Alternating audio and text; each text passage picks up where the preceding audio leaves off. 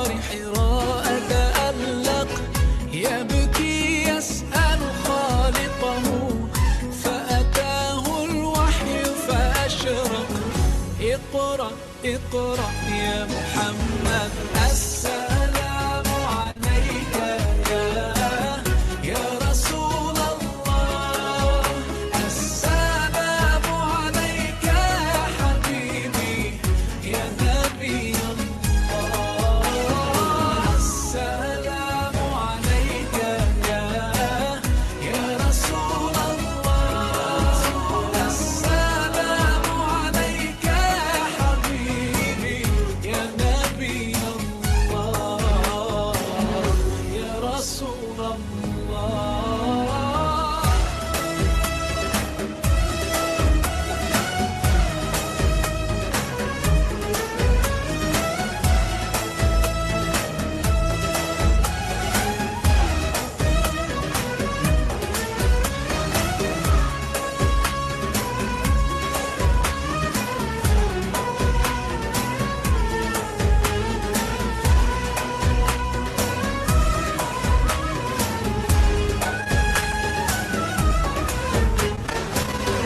يا طيبة جئتك صبا لرسول الله محبا بالروضة سكنت روحي وجوار الهادي محمد.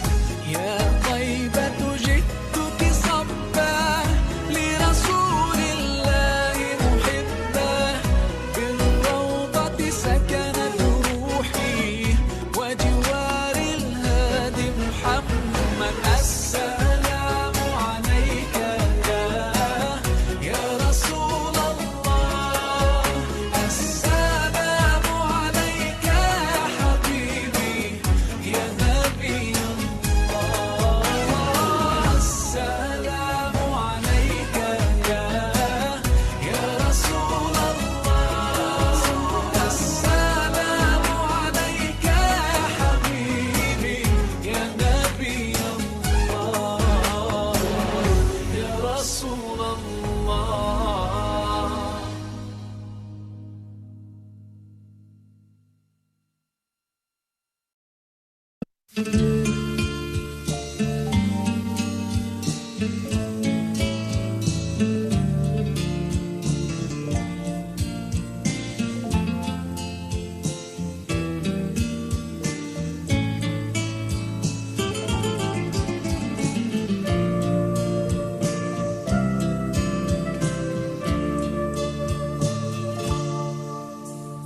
Ada sajadah panjang terbentang dari kaki buayan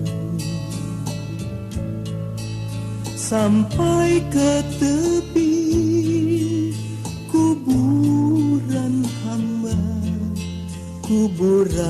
hamba bila mati. Ada sajadah panjang terbentang hamba tunduk dan sujud di atas sajadah yang panjang ini diselingi sekadar interupsi mencari rezeki, mencari ilmu, mengukur jalanan seharian. Begitu terdengar suara azan, kembali tersungkur hamba. Ada sajadah panjang terbentang, hamba tunduk dan ruku, hamba sujud tak lepas kening hamba mengingat di kau sepenuhnya.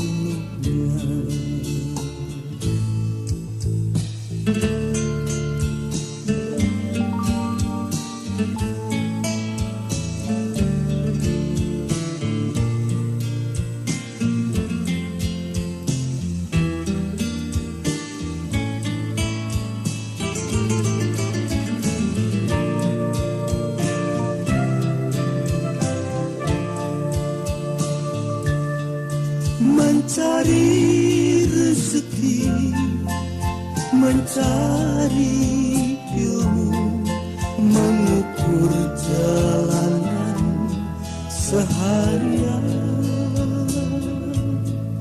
Begitu terdengar suara azan, kembali tersungkur hamba. Ada sajadah panjang terbentang, hamba tunduk dan rukuk. Hamba sujud tak lepas kening hamba mengingat di kau sepenuhnya. Mengingat di kau sepenuhnya.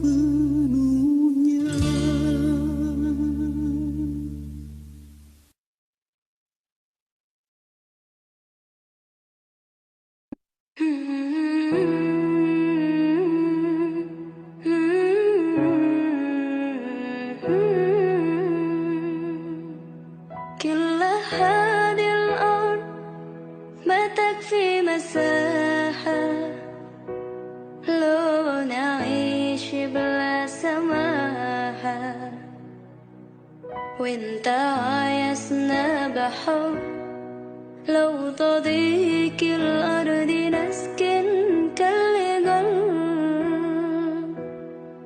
كل هذه الأرض ما تكفي مساحة لو نعيش بلا سماحة وانت عايزنا بحب لو تضيق الأرض نسكن كالغل التحية والسلام أنشروا أحلى الكلام زي نود يا احترام أما محبة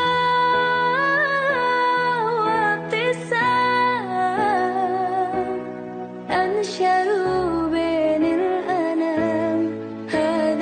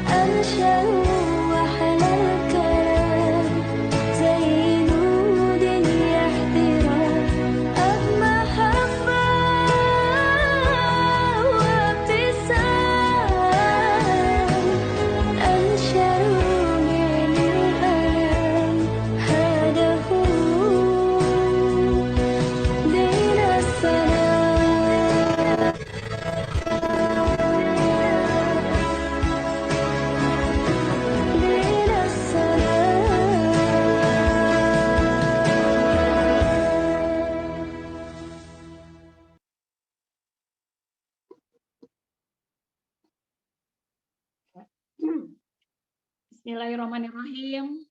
Assalamualaikum warahmatullahi wabarakatuh. Waalaikumsalam warahmatullahi wabarakatuh. Waalaikumsalam warahmatullahi wabarakatuh. Oke.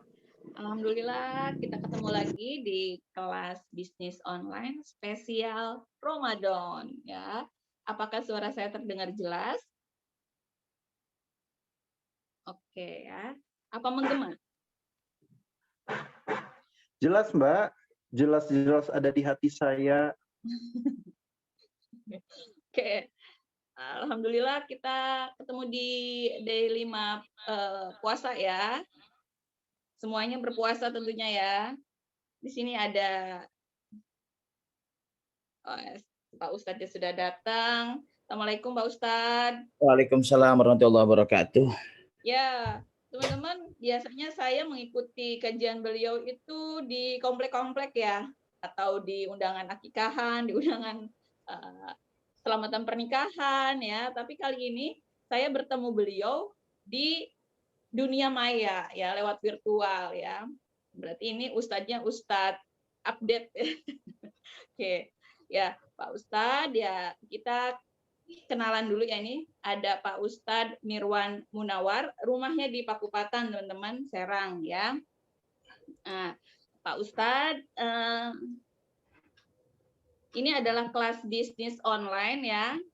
Kami dari komunitas Herbalife ya, Serang, Cilegon, bahkan bisa dari luar kota, ingin meminta tausiahnya nih dari Pak Ustadz ya. Kalau saya baca di beberapa surat ya, ada surat Al-Baqarah ayat 245, kemudian Ar-Rod ayat 26 ya, bahwa Allah akan melipat ganda, Allah akan menyempitkan dan melapangkan rezeki, dan kepadanya lah kamu dikembalikan. Kemudian di surat Ar-Rod ayat 26, Allah meluaskan rezeki dan menyempitkannya bagi siapa yang dikehendakinya. Dan saya membaca di sini ada di 9 surat ya. Allah berfirman seperti itu. Allah akan melapangkan rezeki bagi siapa yang dikehendakinya dan akan menyempitkannya bagi siapa yang dikehendakinya juga. Nah, tentunya kami sebagai pebisnis ya ingin rezekinya lapang terus, omsetnya naik terus tiap bulan, dan goal-goal kita tercapai terus ya. Apa yang kita setting di awal bulan itu tercapai di akhir bulan, begitu ya Pak Ustadz ya. Nah, kami harus seperti apa nih Pak Ustadz ya? Kalau di sini temanya adalah sedekah dan omset ya. Bagaimana sedekah itu bisa akhirnya meningkatkan omset? Begitu Pak Ustadz ya. Oke, Pak Ustadz, mari semua teman-teman mendengarkan tausiah dari Bapak Ustadz Mirwan Munawar. Namun sebelumnya kita berdoa dulu, semoga kajian pagi ini ya memberikan barokah buat kita semua, ilmunya jadikan ilmu yang bermanfaat, dan apa yang kita lakukan di pagi ini jadikan sebagai catatan amal soleh untuk berkah di akhirat nanti. Berdoa mulai.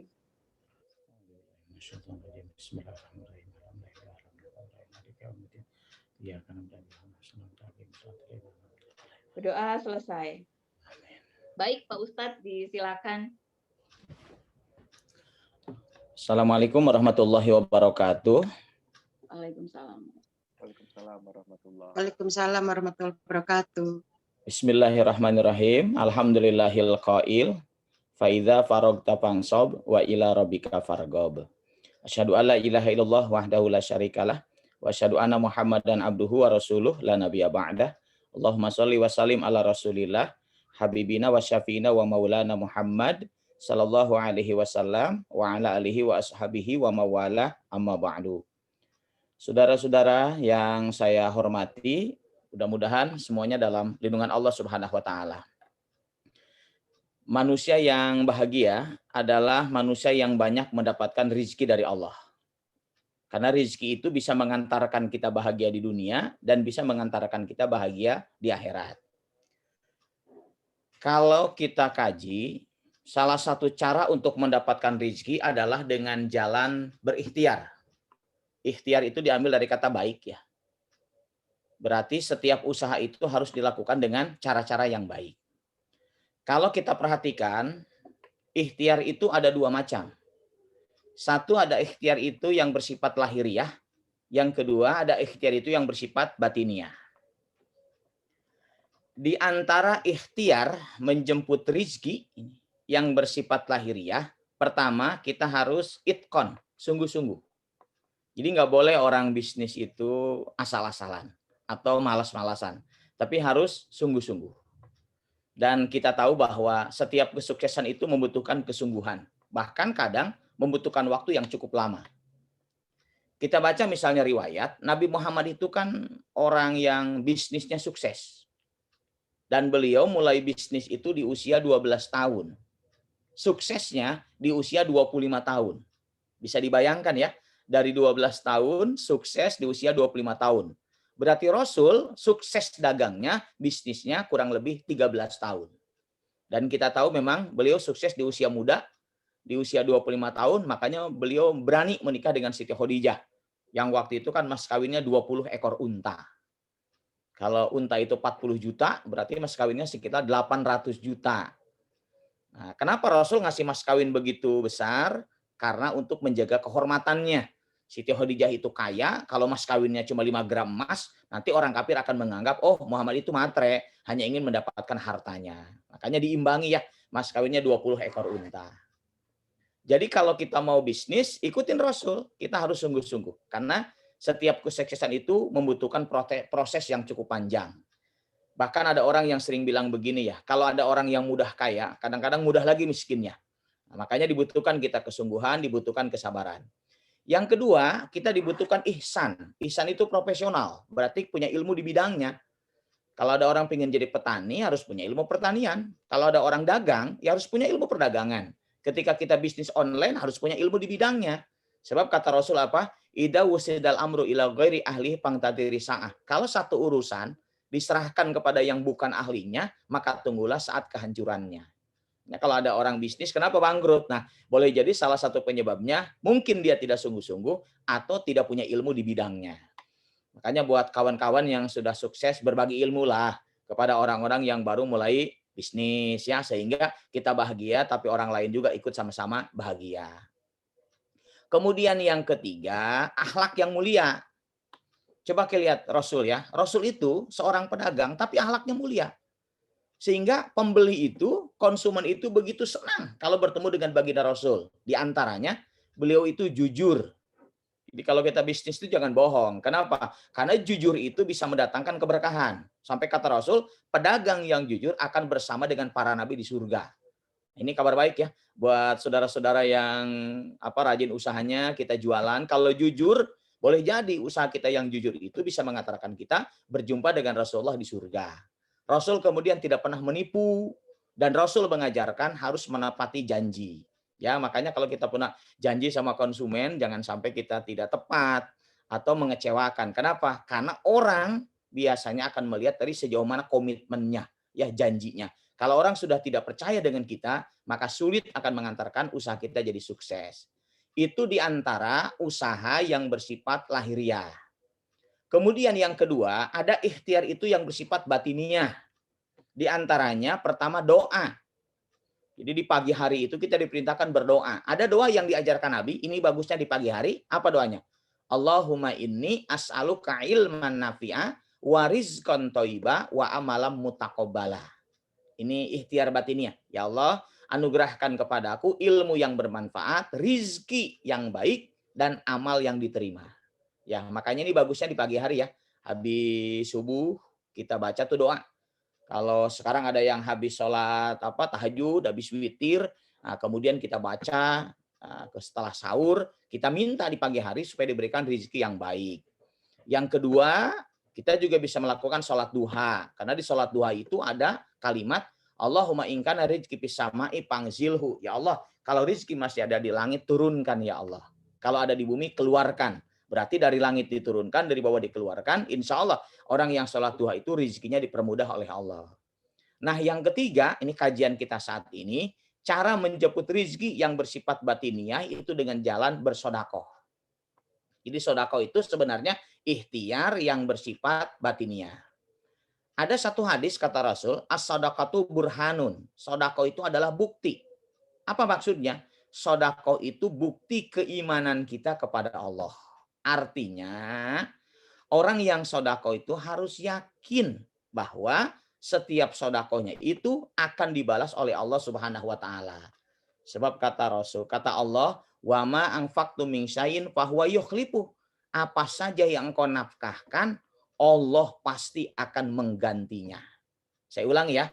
Apa saja yang engkau nafkahkan, Allah pasti akan menggantinya. Nah, makanya kita kudu yakin. Kalau Bapak Ibu, kita kemudian sedekah. Ketika kita sedekah, kita tidak yakin kalau sedekah kita akan diganti oleh Allah. Nah, itu dipastikan, mohon maaf, tidak akan diganti oleh Allah. Sebab kata Allah, ana ingdadoni abdibi, aku mah bagaimana prasangka hambaku. Makanya ketika kita bersedekah, jangan lupa ya, kita harus belajar meyakini setiap sedekah yang kita berikan itu sudah pasti itu akan diganti oleh Allah Subhanahu wa taala. Berbicara tentang sedekah, kita tahu ya, ada waktu-waktu terbaik orang itu melakukan sedekah. Ini waktu terbaik. Pertama, sedekah terbaik itu kita lakukan di pagi hari. Ini di pagi hari nih. Karena siapa orang sedekah di pagi hari itu, dia banyak keistimewaannya. Di antaranya satu, didoakan oleh malaikat. Kita tahu dalam hadis, setiap pagi itu ada 2 malaikat yang turun ke bumi, yang satu berdoa, ya Allah, berilah ganti orang yang menginfakkan hartanya di pagi ini. Ini dahsyat loh, didoakan oleh malaikat.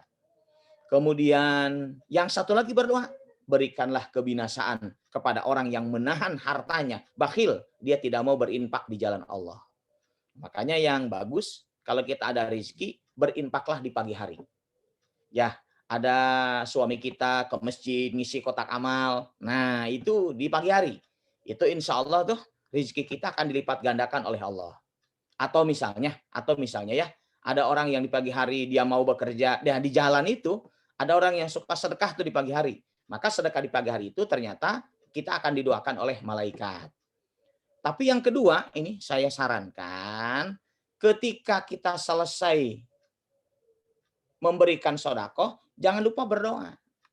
Ini yang sering kita lupakan.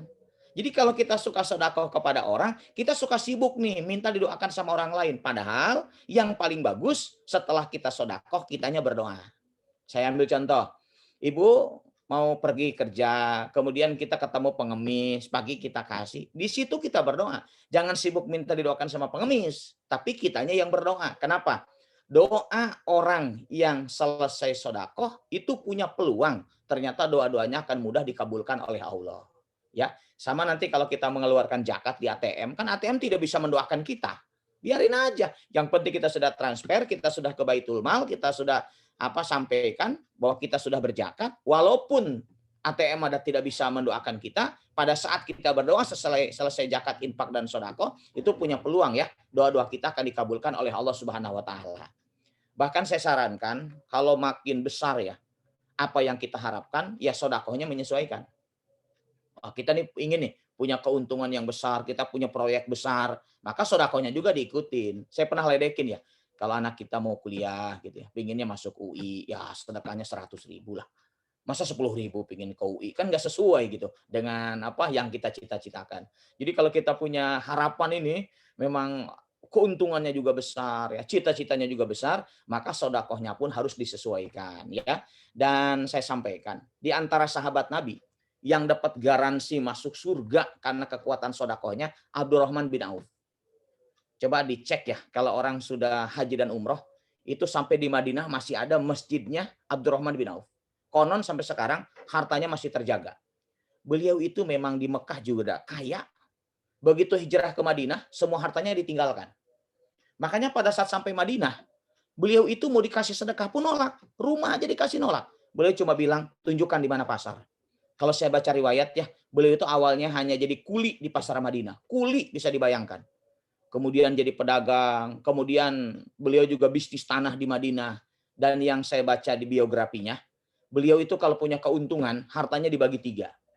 Ini yang harus kita ikuti, tapi berat banget ini, berat banget. itu kalau Abdurrahman punya keuntungan, itu dibagi 3. Sepertiga buat modal usahanya, sepertiga lagi buat keluarganya, dan sepertiga itu untuk sodakoh. Ini yang sampai saat ini saya lihat agak berat ya kita ikutin ya. Bisa dibayangkan. Jadi kalau dia usaha, dibagi 3. Sepertiga buat modal usaha lagi, sepertiga buat keluarganya, sepertiga buat sodakoh. Yang menarik dari Abdurrahman bin Auf, kalau dia dapat usahanya lancar, dia juga dapat rizki, dia dapat untung, dia sholat berjamaah bersama Rasul. Dan dia bersodakoh itu selesai melaksanakan sholat subuh.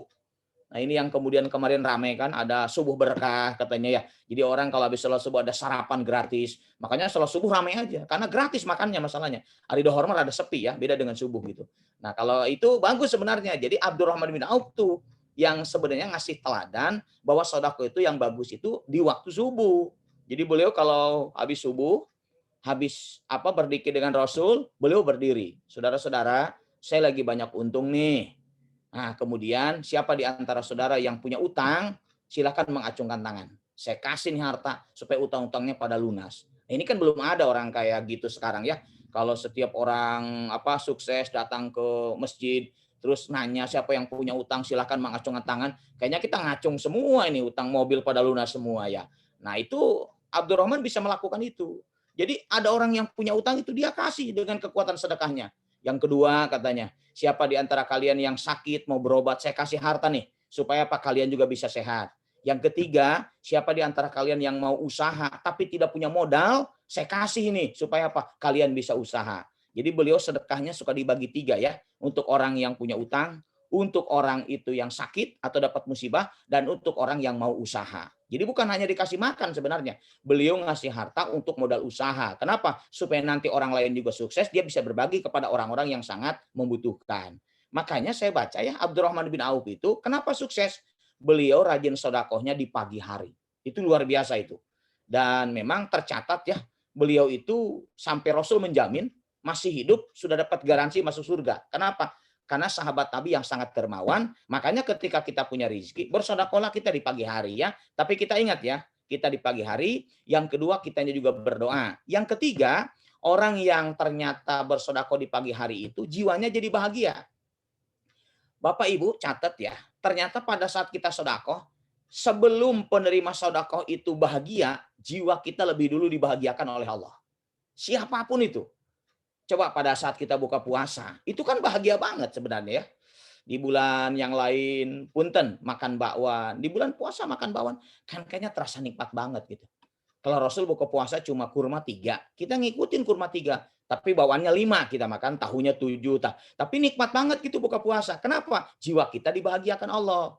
Makanya kalau orang di pagi hari dia sedekah, jiwanya dibahagiakan Allah. Nah ternyata kalau sudah jiwa bahagia, jiwa kita jadi tenang, itu akan jadi motivasi bagi kita. Bagaimana kita bisa bekerja dengan baik, sehingga kita pun bisa lebih sukses, omset kita juga jadi meningkat, sehingga kita termotivasi untuk senantiasa membahagiakan orang lain. Nah itu ya rahasianya, kenapa kita diperintahkan bersedekah itu di pagi hari. Supaya jiwanya makin tenang, jiwa kita makin bahagia, karena kita bahagia kan jadi motivasi. Bagaimana kita bisa membahagiakan orang lain. Caranya, berarti omset kita harus senantiasa meningkat. Nah, makanya nanti kalau ada waktu, di pagi harilah kita bersedekah. Kemudian yang keempat, kalau orang itu bersedekahnya di pagi hari, ternyata itu yang mengantarkan nanti usaha kita diberikan kemudahan oleh Allah. Perhatikan ya, janji Allah yang disampaikan oleh baginda Rasul, wallahu fi aunil abdi makanal abdu fi auni akhi. Allah akan menolong seorang hamba selama hamba itu menolong kepada saudaranya. Jadi kalau kita suka menolong orang, kalau kita suka membahagiakan orang lain, percaya, hidup kita ini akan dibahagiakan oleh Allah. Kalau kita suka membahagiakan orang lain. Bahkan nanti dalam kajian psikologi ya, yang bagus kita memberikan kejutan-kejutan rezeki. Nanti kita juga diberikan kejutan rezeki oleh Allah. Saya ambil contoh. Ada orang itu yang kebanyakan sedekah itu sudah menjelang Idul Fitri. Sehingga kata orang miskin, biasalah orang mau lebaran. Nah, tapi kalau ada orang yang tidak pernah diduga kita kasih, kemudian kita kasih. Nah, orang itu kan terkejut. Dia bahagianya luar biasa. Nah, siapa yang suka memberikan kejutan rezeki kepada orang lain, tunggulah. Insya Allah kita juga diberikan kejutan rezeki oleh Allah. Ya, makanya kalau bisa sekali lagi kita kalau sodako jangan hanya mau lebaran gitu ya, kemudian setiap hari Jumat. Memang di bulan Ramadan bagus kita bersodako. Kenapa? Siapa yang bersodako di bulan suci Ramadan, maka insya Allah ternyata pahalanya akan dilipat gandakan oleh Allah Subhanahu wa Ta'ala. Lalu pertanyaannya, kita harus kaji nih, sedekah yang bagaimana ini? Yang ternyata pahalanya dilipat gandakan dan itu akan berpengaruh kepada omset kita. Satu, ternyata sodako kita itu harus ikhlas. Ingat ya, ikhlas. Melakukan sesuatu semata-mata karena Allah. Itu namanya ikhlas. Nah, lalu ada yang nanya, boleh nggak sodako itu dipublikasikan? Boleh. Saya ambil contoh. Ada orang yang suka bikin begini kan, 2,5% dari penjualan ini akan disumbangkan kepada orang miskin. Boleh nggak itu? Boleh. Ya, walaupun itu sudah diumumkan duluan. Nih kita ngejual produk nih, kita bisnis nih. Lalu kita langsung diumumkan aja kepada konsumen bahwa 2,5% dari keuntungan produk ini akan disumbangkan kepada yatim piatu. Itu sebenarnya kita akan sodako, tapi itu diumumkan. Nah, kenapa itu dilakukan? Itu supaya jadi motivasi. Orang yang akan membeli produk kita, jadi dia tuh begini, lumayan katanya. Jadi belanja sambil beramal. Nah, itu bahasanya ya, belanja sambil beramal. Sehingga ketika orang membeli produk kita, dia akan termotivasi. Lumayanlah saya bisa mendapatkannya, tapi saya juga bisa beramal. Dan itu pesan saya, kalau sudah disalurkan kepada yang berhak menerimanya, disampaikanlah kepada konsumen.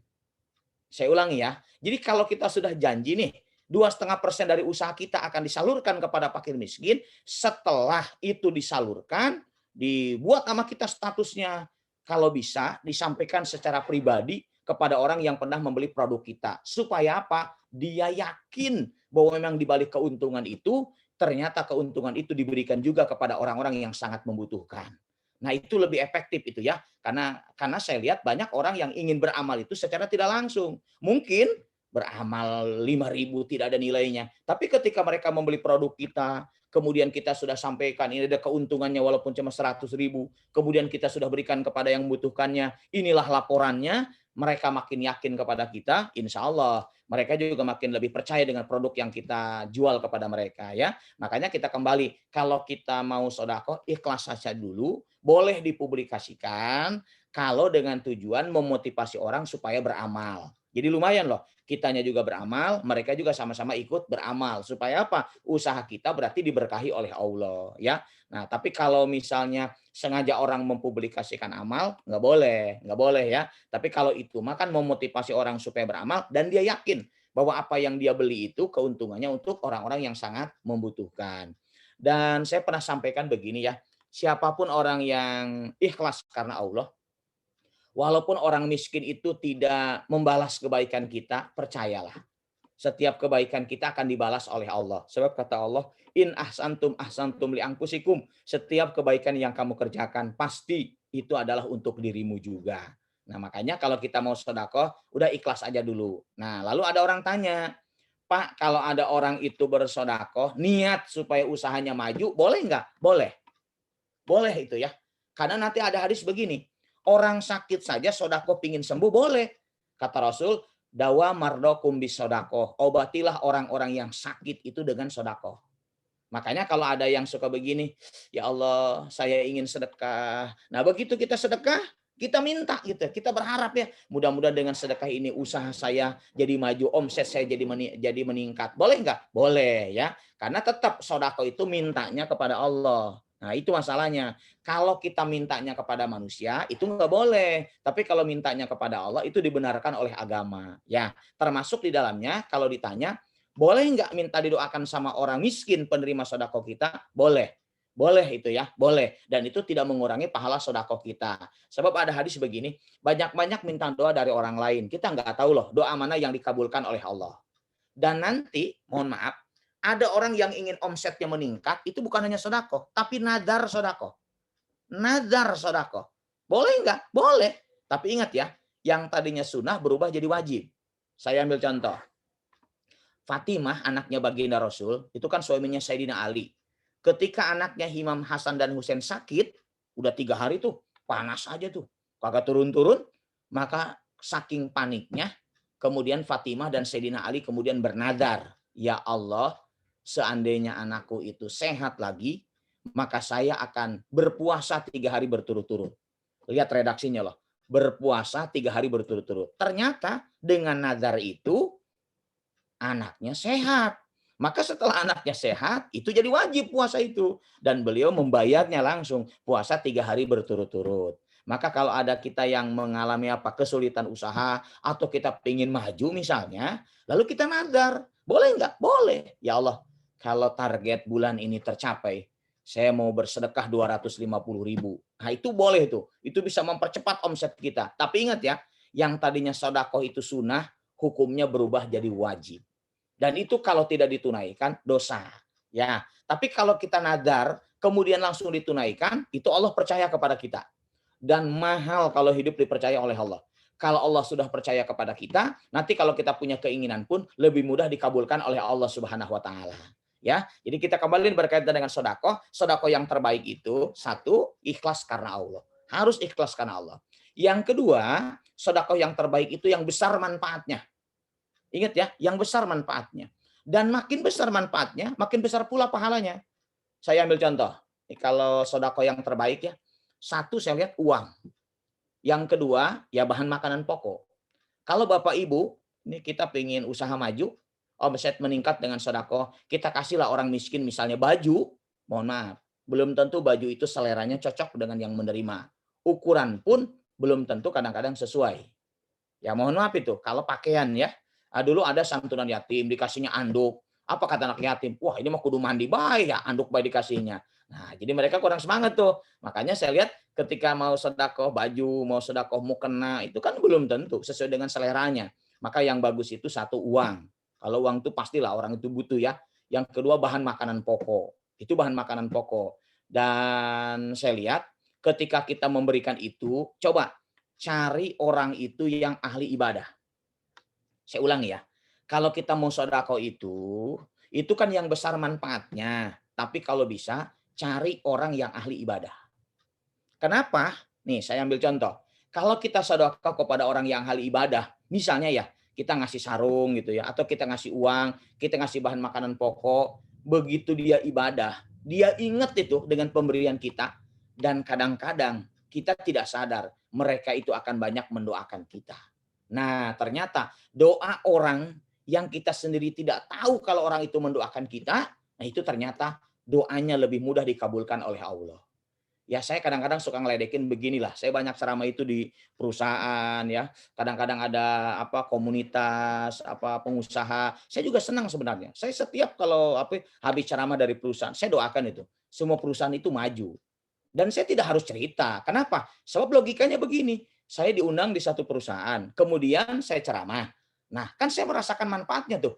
Begitu saya ibadah, saya doakan. Nah, sebab begini, kalau perusahaan itu maju, otomatis ngundang saya lagi. Kan begitu bahasanya. Nah, berarti perusahaannya maju, usahanya ikut untung lagi kan? Nah, makanya gitu kalau kita mau sedekah, coba cari orang-orang yang ahli ibadah itu. Mereka mungkin tidak ngomong langsung, Pak, makasih ya, saya tadi malam tahajud loh, saya udah doakan. Nggak butuh lah mereka cerita begitu. Justru ketika misalnya kita kasih, kemudian mereka juga rajin ibadah kan, lalu mereka ingatkan dengan kebaikan kita. Nah, itu ternyata doa orang yang ikhlas mendoakan kita, dan kita tidak tahu loh kalau mereka itu mendoakan kita, ternyata punya peluang doa-doa itu dikabulkan oleh Allah ya. Makanya kalau sedekah satu harus ikhlas, yang kedua yang besar manfaatnya. Yang ketiga memang ini yang berat melaksanakannya. Jadi mohon maaf ya, kalau mungkin kita punya keuntungan 5 juta, kita mau sedekah 50.000, itu mah biasa aja. Biasalah, keuntungannya 5 juta kok, kita sedekah 50.000 gitu. Itu biasa aja. Tapi mohon maaf, kalau kita untung saja cuma 100.000, berani sedekah 50.000, berat itu melaksanakannya. Tapi jangan salah, makin berat itu melaksanakannya, ternyata makin besar pahalanya, dan boleh jadi nanti kita dikasih rezeki dari hal yang tidak disangka-sangka. Renungkan satu riwayat ya, supaya jadi motivasi buat kita. Dulu ketika para sahabat ikut perang, pulanglah ke Madinah. Begitu sampai di Madinah, ternyata kurmanya udah pada matang. Kan orang Madinah rata-rata punya kebun kurma. Itu udah terlalu matang, mau busuk. Akhirnya mereka pulang perang, mereka juga kemudian sedih. Kemudian untuk bagaimana untuk menafkahi keluarga, datanglah ke Abdurrahman bin Auf. Ini memang orang yang luar biasa saya lihat ya, suka membantu orang itu. Akhirnya apa? Dia ngeluh. Kami ini baru perang, kami tidak punya harta. Kemudian pohon kurma kami, buah kurma kami udah terlalu matang-matang karena kami telat memanennya. Nah, bisa nggak Tuhan membayar tuh, membeli tuh buah kurma kami yang sudah terlalu matang mau busuk? Dahsyatnya itu, saya baca di Hilyatul Aulia Abdurrahman bin Auf, sudahlah berapapun yang kalian inginkan, saya akan bayar. Tujuannya apa? Nolong. Bisa dibayangkan. Siapa yang butuh kurma terlalu matang mau busuk kan? Pikiran udah pasti dibuang aja. Tapi dia pikir daripada orang itu mengeluh, sudahlah berat memang membeli kurma mau busuk. Karena secara ekonomi tidak mungkin laku lah. Pasti busuk, pasti rugi nih. Tapi ini berat melaksanakannya. Lihat nih, ujungnya ya, endingnya dari Allah. Dibelilah itu buah kurma yang mau busuk itu. Dia lakukannya karena Allah. Dia bantu orang itu. Walaupun dia tahu tidak mungkin untung ini. Apa yang terjadi? 3 hari kemudian datanglah itu para pembesar dari Yaman, datanglah ke kota Madinah, nyari kurma yang mau busuk, dibayar itu 3 kali lipat dari harga pasaran. Kenapa? Ternyata kurma yang mau busuk itu akan dijadikan sebagai obat. Itu luar biasa. Ini kisah nyata. Artinya apa? Yang tadinya dia berat mau nolong orang karena harus membeli kurma yang mau busuk, tapi karena dia ikhlas melakukannya, begitu 3 hari, malah dari Yaman pada datang mencari kurma yang mau busuk. Kenapa? Akan dijadikan sebagai obat. Dan dia berani bayar 3 kali lipat dari harga pasaran. Apa kata Abdurrahman bin Auf? Alhamdulillah, saya memang berat untuk membeli kurma ini. Cuma tujuannya nolong saja. Tapi ternyata Allah lihatlah apa yang dilakukan oleh hambanya. Ternyata dia mendapatkan keuntungan 3 kali lipat. Nah, artinya apa? Ini fakta sejarah bahwa ketika kita berat melakukannya, kita ingin nolong orang, kita ingin sedekah, tapi percaya di balik sulitnya yang kita lakukan amal soleh, ternyata Allah pun pasti itu memberikan keistimewaan yang luar biasa kepada kita. Ya, makanya pada saat kita mau sedekah, kita mau bantu orang, kalau kita merasa berat, lakukan itu supaya apa? Kita juga nanti menjadi manusia yang dibahagiakan oleh Allah Subhanahu wa taala. Yang keempat, sedekah yang terbaik itu yang dilakukan secara istiqomah. Jadi sedekah mah yang penting mah istiqomahnya ya. Ada orang yang bahasanya apa? Pakri, infak setiap hari. Ada apa-apa walaupun kecil, tapi yang penting rutinnya, istiqomahnya.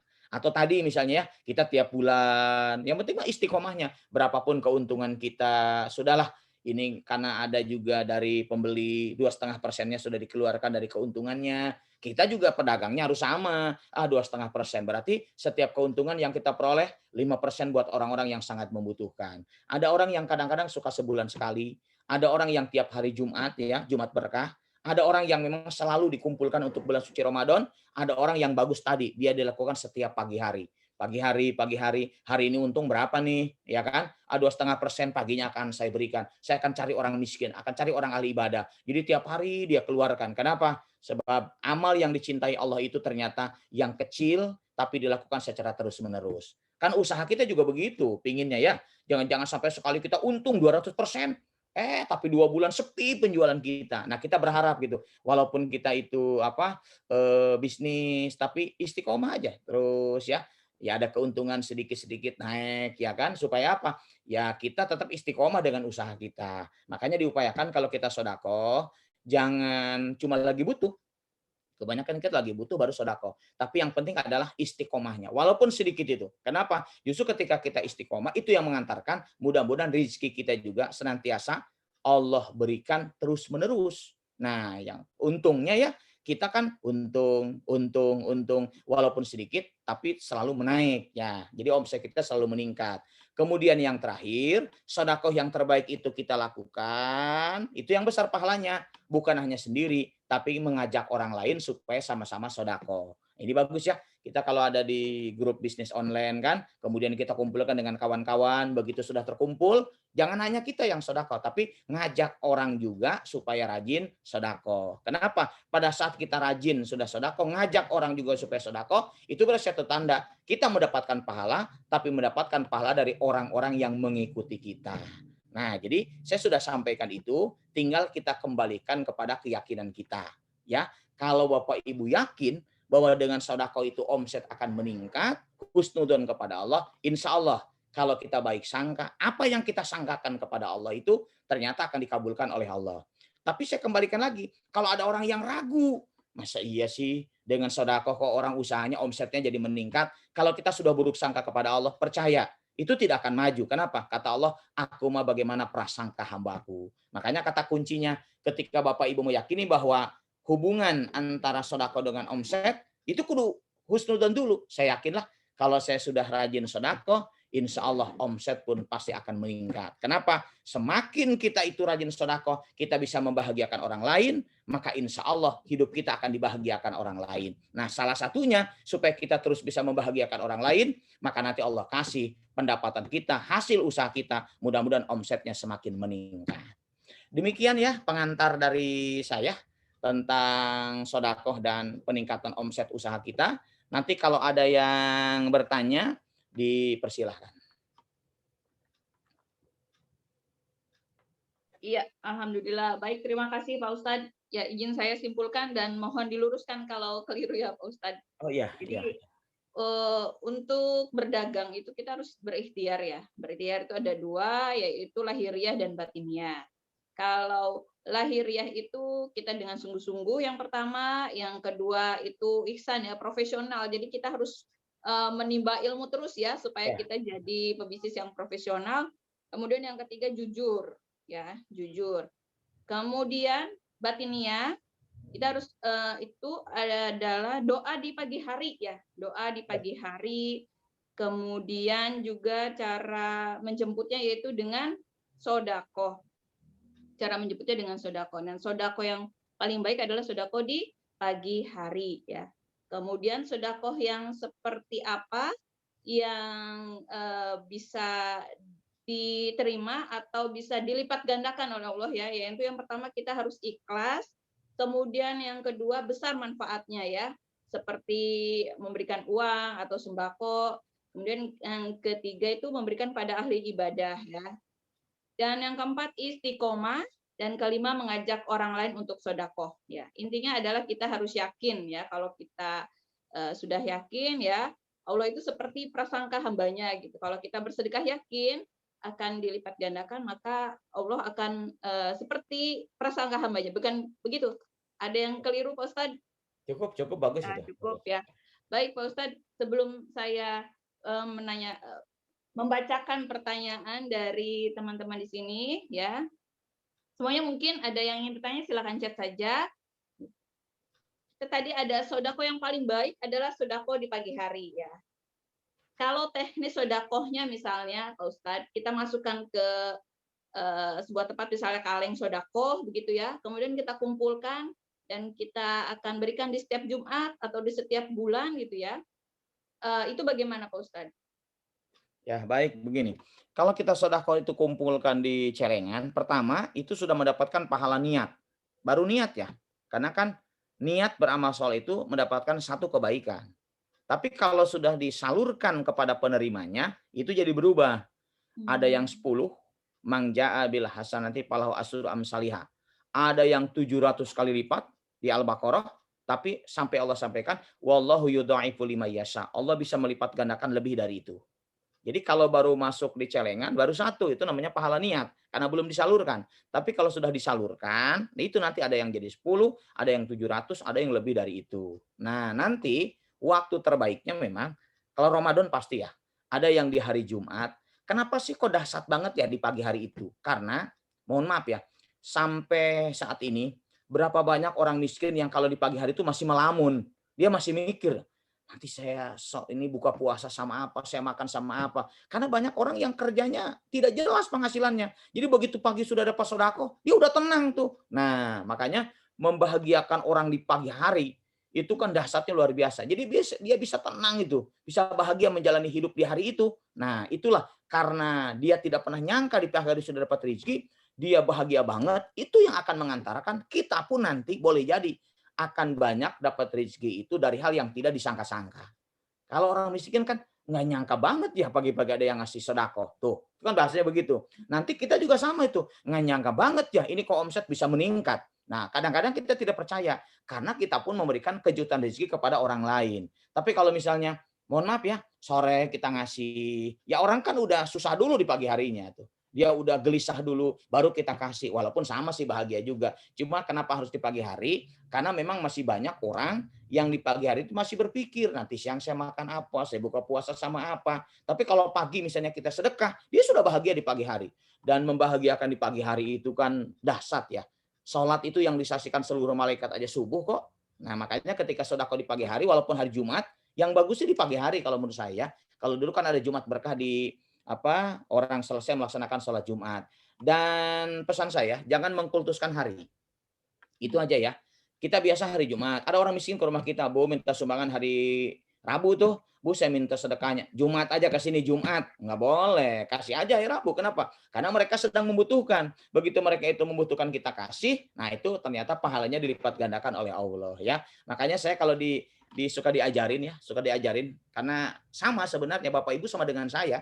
Sama kok sama ya. Kita dengan tukang ojek sama, dengan supir juga sama, orang punya travel sama. Artinya apa? Rezeki kita itu nggak jelas, nggak kayak pegawai negeri, ya kan? Nggak kayak orang kerja di perusahaan, udah jelas kok penghasilannya. Tapi kalau sekelas kita, nggak tahu lah rezeki kita hari ini bulan depan. Makanya suka begini bahasa saya. Kalau kita tidak jelas rezeki kita, satu dekat-dekat sama Allah. Dekat-dekat aja sama Allah kan, karena Allah itu Ar-Razzaq. Allah Maha Pemberi rezeki. Ya tadilah kita sudah berdoa, kita juga kadang udah sholat duha, kadang udah sedekah, dekat-dekat aja sama Allah. Itu aja. Yang kedua, ya tingkatkan kemampuan diri kita. Nah, tadi ya kesungguhannya, kemudian juga keilmuannya kan, kemudian dengan akhlaknya itu ditingkatin. Insya Allah lah rezeki kita juga akan dipermudah oleh Allah ya. Dan saya suka begitu diajarinnya. Coba banyak kasih kejutan rezeki.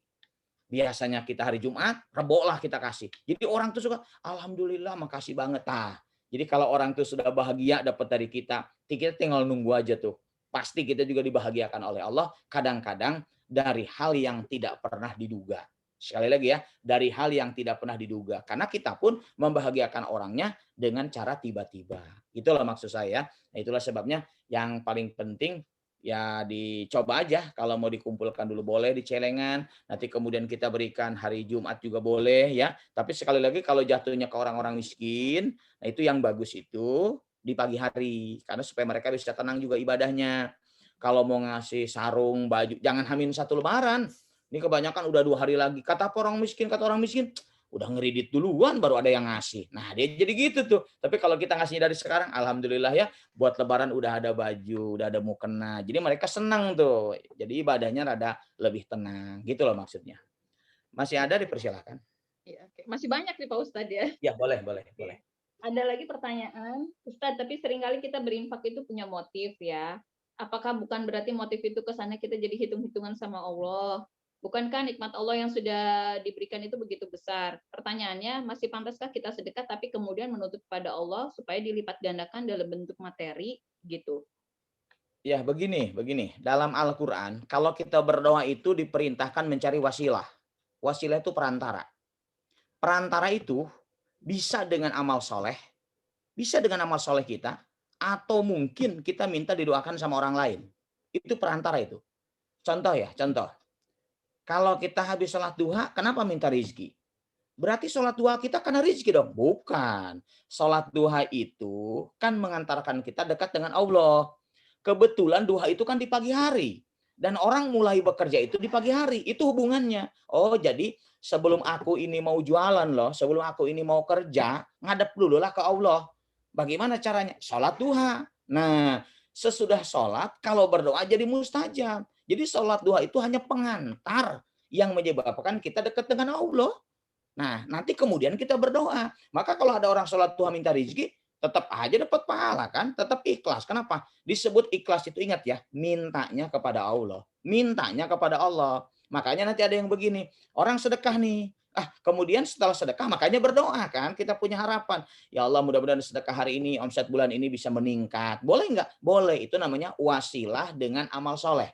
Ingat ya, wasilah dengan amal soleh. Wasilah tuh macam-macam loh. Bisa dengan sholat, bisa dengan baca Quran, bisa juga dengan zikir. Bisa tuh, ya rozak. Kan gitu ya. Kalau suaminya kasar kan ya latif tuh. Ya Latif yang maha lemah lembut, lembutkanlah hati suamiku. Ya, lembut aja dia mah. Makanya kalah sama istrinya saking lembutnya kan. Nah, jadi tergantung tuh ya, tergantung. Kita punya anak kasar, kan bisa dengan Asmaul Husna. Ya Latif, ya Allah, lembutkan hati anakku ya Allah. Jangan sampai kasar ke orang tuanya. Boleh nggak? Boleh. Orang minta rezeki, ya Rozak, ya Rozak, ya Rozak ya. Nah, kalau punya kesulitan, mohon maaf kan ada ya Aziz yang maha perkasa. Nah, itu boleh dipanggil tuh. Ya Aziz yang maha perkasa. Engkau bisa melakukan apapun ya Allah. Nah, itu ya, itu bisa. Itu namanya kita mencari wasilah dengan amal soleh. Nah, jadi ada orang sholat, ada orang zikir, ada orang sodako. Nah, sodako itu niat dulu makanya karena Allah. Nah, di samping kita punya harapan gitu loh. Mudah-mudahan usaha ini makin maju. Ya, saya juga sama kok. Kita di bulan Ramadan ya, kan kalau Ustadz bukan hanya ngomong, ya kita juga belajar sodako. Supaya apa? Ya ada yang manggil lah ceramahnya. Kan bahasanya begitu. Ya, ketika kita bahagiakan orang, ya kita juga tinggal nunggu kan dibahagiakan oleh Allah. Kan orang miskin mah tidak mungkin manggil saya ceramah. Pasti orang lain yang manggilnya mah. Nah itulah ya bahasanya. Jadi kalau kita sedekah ke orang, ya orang miskin tidak mungkin membeli produk kita lah. Nah, tapi percaya, apa yang kita berikan kepada mereka, nanti Allah ganti cuma datangnya lewat orang yang butuh dengan produk kita. Nah makanya sekali lagi, kalau ada orang nyari wasilah dengan sedekah, boleh. Atau minta didoakan sama orang lain. Mohon maaf ya, yang masih punya orang tua, coba belajar tuh, minta doa dari orang tua. Sebab doa ibu buat anaknya itu sama dengan doa Nabi buat umatnya. Makanya jangan sekali ke orang tua setahun sekali minta doa. Tiap kita mau usaha, mak doain ya, mudah-mudahan nih usahanya ini maju nih, bisa tercapai. Nanti kalau omsetnya meningkat, untung kan bisa sodako juga. Kenapa? Orang tua itu senang setiap punya anak itu rajin berbagi dengan orang lain. Itu dipastikan senang tuh kalau orang tua ya. Nah makanya sekali lagi, ketika kita sodakoh kemudian punya harapan supaya omsetnya meningkat, insya Allah itu tidak akan mengurangi keikhlasan kita. Tidak mengurangi itu. Yang tidak boleh mas sekali lagi berbuat ingin mendapatkan pujian dari manusia, balasan dari manusia. Nah itu namanya riya.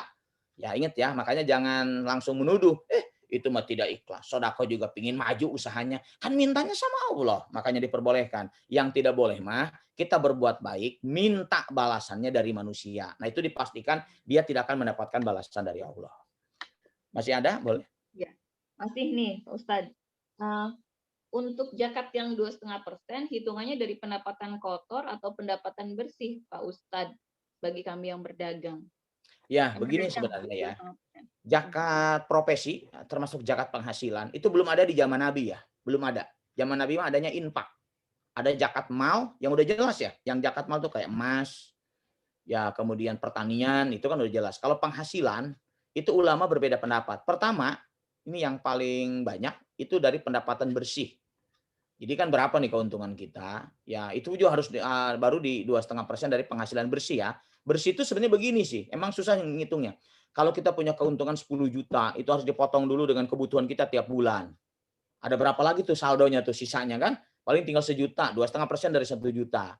Nah itu sebenarnya tuh. Cuma kata orang-orang, susah lah kalau kayak gitu kita nggak jakat-jakat ini mah. Kenapa? Orang utangnya banyak masalahnya kan. Kita kalau ngitung-ngitung sisa mah nggak ada sisanya aja tiap bulan kan. Nah makanya nanti ulama yang kedua berpendapat sudahlah dari keuntungan kotor saja. Gitu ya. Artinya kita keuntungan berapa nih? 10 juta sebulan atau 5 juta sebulan. Oh berarti kalau kita dapat 4 juta, ya 100 ribunya kita keluarkan. Sedikit kan? Dari 4 juta kan cuma 100 ribu sebenarnya. Oh itu lumayan lah. Kalau 10 juta ya 250 ribu. Sebenarnya kan dari 10 juta itu harus dipotong dulu itu. Kita punya kebutuhan juga loh tiap bulan. Cuma gitu kalau dipotong-potong dengan kebutuhan kita, ya nggak jakat-jakat kita kayaknya itu. Nah itulah sebabnya sampai sekarang jangan heran ya. Kalau ada ulama yang mengatakan tidak ada zakat profesi, tidak ada zakat penghasilan. Kenapa? Karena zakat mal itu harus sampai nisab dan waktunya 1 tahun. Harus dikumpulin dulu 1 tahun, baru zakatnya dikeluarkan. Ribetlah kita ngitungnya itu. Nah makanya ada yang mengatakan sudah infak saja. Cuma pakai standarnya 2,5% dari penghasilan kita. Ada penghasilan bersih, ada penghasilan kotor. Jadi saya kembalikan aja nih, mau pakai yang mana. Kenapa? Karena ulama sampai sekarang berbeda pendapat. Ada yang dari penghasilan bersihnya, ada penghasilan kotornya. Tapi ada juga yang menganggap, sudahlah itu mah dianggap infak saja. Kenapa? Bukan zakat profesi, bukan zakat keuntungan. Karena uang itu harus tersimpan dulu 1 tahun. Bisa dibayangkan itu 1 tahun dulu dihitungnya dengan 96 gram emas misalnya. Berarti kan sekitar berapa itu? 40 jutaan ya, sekarang mungkin 70 juta. Masih akan mahal kalau sekarang itu. Nah, makanya kalau disimpan 1 tahun, boro-boro nyimpen kita kan. Nah, oleh karena itu sudahlah, kalau nggak dari bersih, dari penghasilan kotor, yang penting zakatnya itu kita keluarkan. Gitu aja ya. Jadi saya nggak bisa memutuskan tuh, karena sampai sekarang ulama itu berbeda pendapat. Yang penting bahwa kita yakin bahwa di balik harta kita ada hak orang-orang yang sangat membutuhkan. Oke. Boleh Baik, dilanjut? Pak Ustadz. Ya, jika kami mendapatkan bonus berupa barang, misalnya barang elektronik, pakaian atau bonus menginap di hotel gitu ya, apakah harus mengeluarkan zakat gitu? Bonus. Kalau bonusnya bukan dalam bentuk uang, itu tidak ada zakatnya. Nggak ada zakatnya ya. Jangan kita kemudian, wah saya dapat bonus nih nginep di hotel. Berapa ya semalamnya? Nggak usah nanya lah, orang tinggal tidur aja. Nggak usah nanya itu. Kenapa? Karena itu mah bonus yang tidak bisa dihitung. Tidak bisa dihitung ya. Nah makanya ketika ditanya, kita punya mobil nih, punya mobil. Kan kalau dihitung mahal juga harganya. Wah 600 juta. Zakat nggak tiap tahun? Enggak lah. Enggak. Kenapa? Karena dalam bentuk barang. Sama dengan tanah. Orang punya tanah nih. Begitu dijual, baru keluarkan zakatnya pada saat dijual. Kalau tanahnya itu misalnya tiap bulan, diem aja tidak menghasilkan. Kan nggak ada zakatnya. Tapi kalau dipakai pertanian, atau nanti dipakai disewakan, nah itu baru ada zakatnya ya. Nah oleh karena itu kalau kita dapat bonus yang berupa elektronik, saya dapat ini nih laptop, nanya-nanya kita berapa harganya, udah nyari yang paling murah bela biar zakatnya sedikit, ya nggak usah lah, itu kan dalam bentuk barang ya. Nah karena saya lihat yang di zaman Rasul yang udah pasti ada itu kan emas, perak ya, uang yang tersimpan emas yang tersimpan selama 1 tahun, itu baru zakatnya dikeluarkan. Jadi kalau misalnya dapat bonus nih motor, berapa harga motor? Nggak usah lah. Kenapa? Itu dalam bentuk barang ya. Nanti kita nyari motor-motor murah jadinya biar zakatnya dikeluarkan. Tapi begini ya pesan saya, jangan kita tidak jujur kepada Allah. Contoh ya, ada satu riwayat begini. Bapak Ibu, kita punya emas nih 96 gram selama setahun. Begitu mau nyampe 1 tahun, dijual yang 10 gram itu. Jual aja dulu ya, kan nggak nyampe setahun tuh, biar zakatnya nggak keluar. Benar itu secara hitungan matematik, tapi itu sudah menipu Allah. Saya ulangi ya, kita punya emas nih 100 gram. Kan kena nih, sekarang karena satu tahun gitu. Kita jual aja dulu 20 gramnya nih. Udah mau 1 tahun ini masalahnya. Seminggu sebelum hari zakat dikeluarkan, dijual lah itu 20 gram. Zakatnya gugur itu. Kenapa? Karena belum nyampe 1 tahun. Tapi itu ngakal-ngakalin Allah namanya. Ntar diakalin lagi sama Allah ya. Janganlah itu punya niat yang tidak baik kepada Allah ya. Makanya saya bilang tadi, kalau kita memang sudah ya ada penghasilannya gitu. Jangan dibilang, oh, ini juga kebutuhannya masih banyak. Jangan. Makanya pada saat kita punya, sudahlah kita keluarkan saja. Toh apa yang kita keluarkan sebenarnya kelihatannya buat hak orang miskin, tapi itu harta kita yang akan kita bawa menghadap Allah. Catat Bapak Ibu bahwa pintu surga itu lebih dari satu. Pintu surga lebih dari satu. Dan kita juga nggak tahu ya, masuk surga lewat pintu mana. Ada lewat puasa, ada lewat sholat. Boleh jadi masuk surganya lewat zakat, infak, dan sodako. Ya, kan kata Nabi juga apa? Pedagang yang jujur bersama dengan para nabi di surga. Boleh jadi kita dagang nih, karena kita jujur, orang juga senang, kitanya ramah. Nah, boleh jadi kita membahagiakan orang juga karena sedekah kita. Nah, siapa tahu itu menjadi pintu surga buat kita. Ya, sekali lagi ya, hebat Allah itu. Kenapa pintu surga lebih dari satu? Karena orang nanti punya keistimewaan amal yang berbeda-beda, maka tidak boleh kita merasa lebih mulia dari orang lain. Masih ada? Boleh.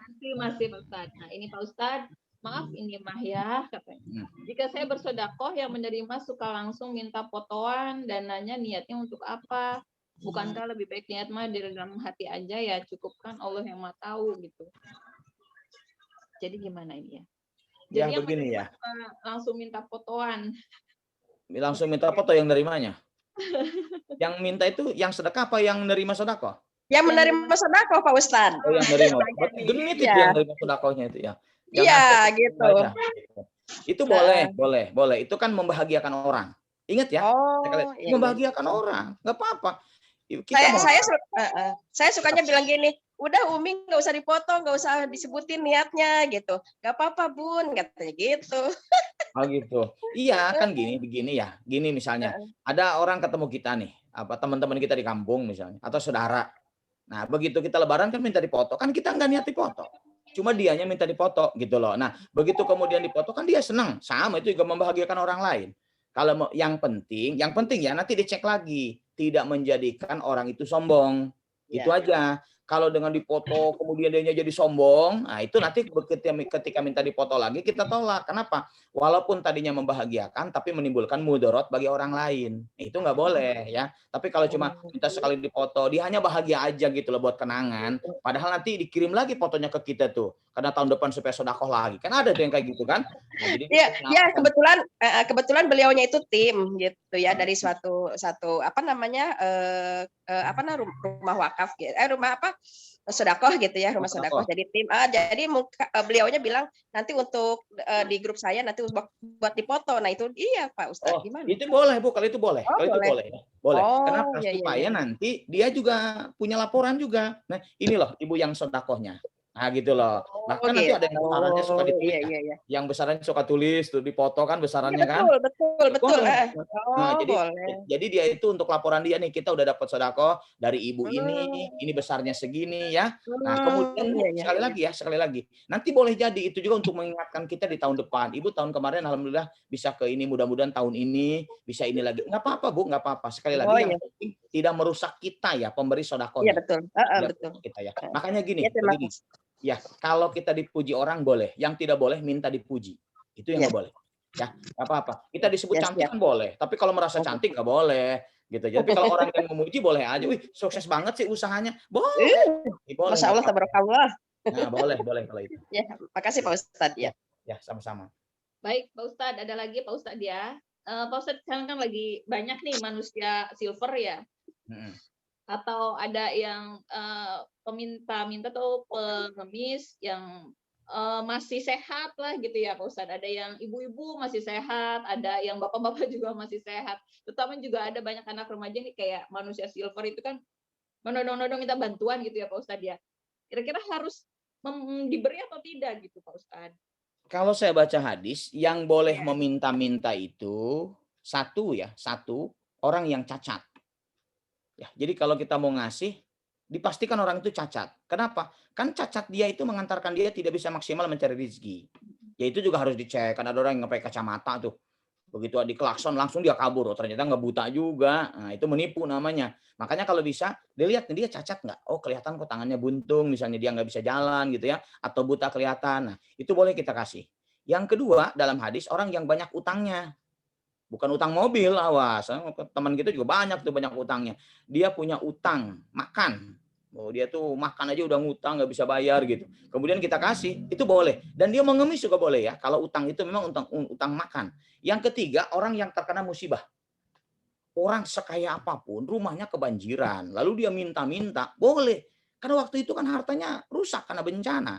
Dia kan punya deposito kan, belum diurus masalahnya. Sedangkan dia membutuhkan dalam waktu yang dekat ya, makanya boleh. Selain itu nggak boleh. Sebab nanti begini ya, dalam hadis kita temukan ada orang yang di akhirat itu dia wajahnya tidak punya daging, dia hanya tulang saja. Siapa mereka? Orang yang mampu tapi di dunia suka mengemis. Ya, makanya kenapa dia tidak punya daging? Seperti dia tidak punya malu ketika di dunia, maka di akhirat pun mukanya tidak punya daging. Itu gambaran itu. Makanya nggak boleh ya kalau ada orang yang dia itu sehat tapi minta-minta. Manusia silver saya lihat itu motivasi pertamanya mungkin baik ya. Karena saya lihat dulu pertama lahirnya juga hanya untuk nolong ini, nolong ini, nolong ini. Tapi lama-lama ternyata itu dimanfaatkan jadi usaha. Makanya ada beberapa di pemerintah daerah yang ditangkepin tuh manusia silver. Kenapa? Di samping ganggu, ternyata sudah disalahgunakan. Ya, disalahgunakan gitu ya. Dan kalau kita sudah tahu itu disalahgunakan, artinya itu kan hanya melestarikan kemalasannya supaya gampang nyari duit, tapi tidak usaha ya. Nah, makanya kalau kita sudah tahu, saya emang nggak yakin gitu ya, suka disalahgunakan, lebih baik kita tidak ngasih. Tidak ngasih ya. Karena orang miskin itu ada dua. Wapi amwalihim haqqul lisaili wal mahrum. Satu, ada orang yang suka meminta-minta. Yang kedua, orang itu tidak pernah minta-minta. Nah, itu yang dahsyat. Ada orang miskin itu yang ifah menjaga diri. Dia malu minta sama kita. Tapi kita tahu dia itu miskin. Nah, begitu kasih, itu bisa menjaga kehormatan dia. Nah ya, makanya kalau kita mau ngasih, coba kasihlah orang yang betul-betul sangat membutuhkan. Tapi kalau ada orang yang minta-minta, hanya 3 yang diperbolehkan. Oh, dia emang cacat. Yang kedua, tahu tuh rumahnya kebanjiran, rumahnya kebakaran. Terus kita kasih. Minta ke kita pun boleh dikasih. Atau misalnya orang tuh banyak utangnya. Nah, utang mah rada susah ya. Karena saya lihat ya kita harus melacak dulu kan susah. Tapi ada yang nanya begini, Pak, kalau kita ngasih kepada orang miskin, terus salahlah sasaran itu. Ternyata dia tidak cacat. Kalau kita tidak tahu, tetap kita mendapatkan pahala. Karena kita tidak tahu, ya. Tapi kalau sudah tahu, hati-hati, itu bisa melestarikan kemalasannya. Baca satu hadis, ada orang datang kepada Rasul, dilihat sama Rasul, orang ini kok masih muda, masih gagah, kok minta-minta? Satu hari Rasul kasih, 2 hari kasih, 3 hari kasih, hari keempat ini Rasul curiga, ini profesi ini, masa minta-minta aja. Kata Rasul, sudahlah kamu mendingan ini aja ke hutan, kamu bawa tali, kamu bawa kapak, kamu nyari kayu bakar. Nanti kamu hasilnya jual ke pasar. Itu lebih mulia daripada kamu meminta-minta. Kadang-kadang dikasih, kadang-kadang tidak. Artinya apa? Ada yang minta ke Rasul pun belum tentu dikasih sama Rasul, tapi kadang-kadang malah diberikannya motivasi. Ya, makanya ke kita juga nanti ada yang minta, ada yang orang tuh baik gitu, dikasih motivasi. Udah sih, kita kasih modal walaupun sedikit gitu ya. Tapi kalau kemudian dia bangkrut lagi, minta lagi, oh jangan-jangan itu hanya buat alasan saja ya. Nah oleh karena itu tadi saya bilang ketika kita sedekah, makin besar pahalanya dilihat itu harus besar manfaatnya. Dan jangan sampai sodako kita disalahgunakan oleh penerima sodako kita. Tapi andai kata kita tidak tahu itu disalahgunakan, itu tetap kita mendapatkan pahala karena ketidaktahuannya. Sekali lagi ya, karena ketidaktahuannya. Kalau sudah tahu, jangan dikasih lagi. Karena itu melestarikan keburukan dan kebiasaan malasnya. Masih ada? Ya, masih nih Ustaz. Boleh, Oke. boleh. Ya. Jadi tidak apa-apa ya kita tidak memberi ya, tapi juga dengan perkataan yang baik-baik ya Pak Ustadz ya. Ya. Jangan kemudian mengumpat ya. Ya nggak boleh, nggak boleh. Karena ada ayat begini, qaulun ma'rufun wa magfiratun khairum min shadaqati yatba'uha ada. Mohon maaf, kata-kata yang baik itu lebih baik daripada kita ngasih tapi diikuti dengan menyakiti penerima. Gitu. Jadi sebenarnya ada orang datang ke kita pengamen kan suka ada takoan itu.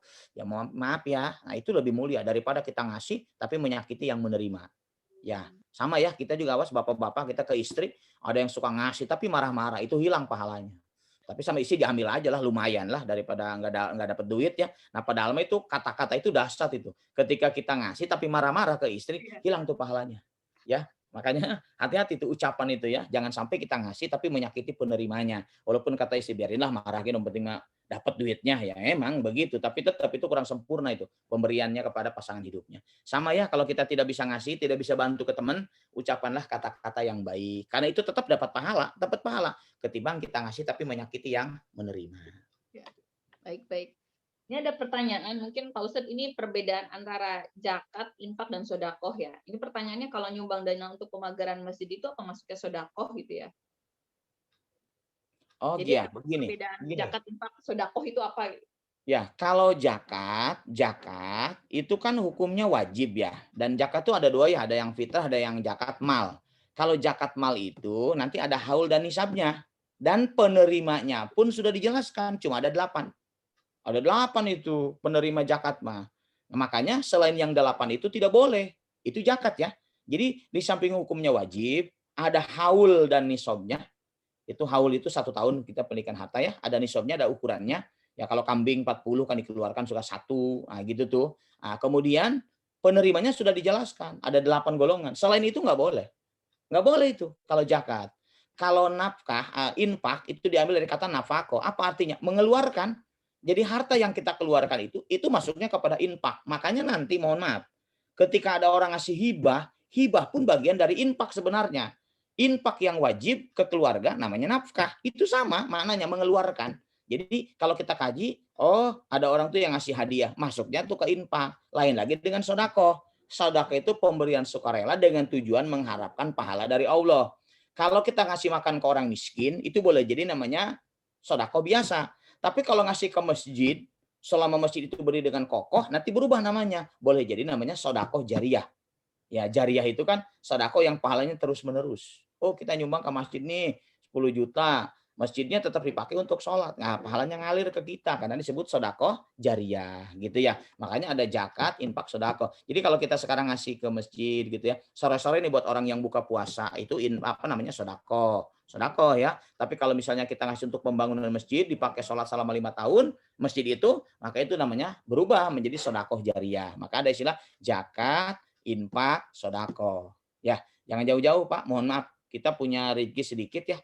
Kemudian kita berbagi dengan tetangga. Apa masuknya? Ya sodako. Karena sodako mah kita kepada siapapun boleh, walaupun diutamakan kepada fakir miskin. Habis mudik dari kampung halaman, walaupun nggak boleh tahun ini, kemudian kita ngasih ke tetangga kita, apa pahalanya? Pahala sodako. Ya, tapi kalau zakat nggak boleh diberikan kepada orang kaya. Ada 8 golongan orang yang berhak menerima zakat.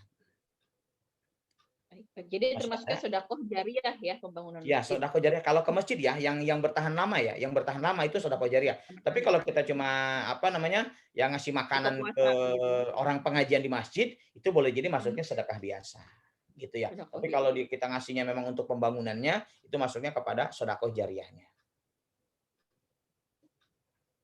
Nah, mungkin tadi pertanyaannya sama nih ya. Tadi kan ada orang yang wajib diberikan sedekah, salah satu orang yang banyak hutang ya. Tapi sekarang ini kan orang yang banyak hutang itu karena gaya hidupnya, sehingga susah menjadi sudah menjadi karakter suka berhutang. Gitu. Apakah wajib disedekahi, Ya, Ustaz? yang orang-orang yang punya hutang itu orang yang hutang makan. Jadi kalau misalnya, mohon maaf nih, ada orang yang ke warung utang, terus untuk menyambung hidupnya, untuk makannya, dia ngutang beras gitu ya. Nah itu kita tahu itu banyak utangnya. Walaupun ya, dia itu misalnya bekerja, cuma kan kerjanya serabutan, tapi utangnya banyak, untuk makan aja dia kan nggak cukup. Nah itu boleh tuh kita kasih zakat ke dia juga boleh, sedekah juga boleh. Tapi kalau utangnya mobil yang 800 juta, ya nggak usah lah orang kayaan dia ketimbang kita. Nah, makanya kalau kita hutang itu dilihat nih hutang apa nih. Ya apa dia gaya hidup gitu. Aku itu punya hutang habis ke Singapura 3 hari. Ya nggak usah lah minta sama kita. Masa buat jalan-jalan kita yang bayar. Nah, itulah sebabnya ya. Jadi ketika ada orang itu punya hutang, dilihat hutang apa. Kalau hutangnya itu untuk makanan pokok dia, makanan pokok loh ya, makanan pokok dia, Bentar, maka kemudian putus-putus kita ya Pak boleh tuh Ustadz. ke dia tuh Nah, untuk lunasi utangnya. halo Pak Ustadz, Ya, ya Bu. sinyal ya. Ya, sok dilanjut. Ya, sinyal ya tadi ya Pak Ustadz, putus-putus jadi tidak terdengar bagian Oh, Aman gitu. terakhir. kok Mbak. Oke. Aman tadi suara. Jadi yang berhutang ini adalah yang hutang makan ya, Hutang Ustadz ya. makan, bukan hutang mobil Hutang ya, makan, bukan. hutang beras gitu ya di warung. Ya, di warung. Oke. Pak Ustadz, Ya, boleh.